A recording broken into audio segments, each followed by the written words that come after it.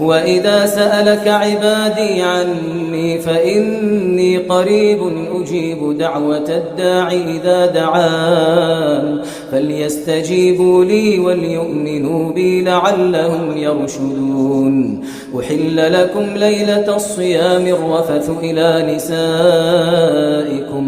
هن لباس لكم وأنتم لباس لهن علم الله أنكم كنتم تختانون أنفسكم فتاب عليكم وعفى عنكم فالآن باشروهن وابتغوا ما كتب الله لكم وكلوا واشربوا حتى يتبين لكم الخيط الأبيض من الخيط الأسود من الفجر ثم أتموا الصيام إلى الليل ولا تباشروهن وأنتم عاكفون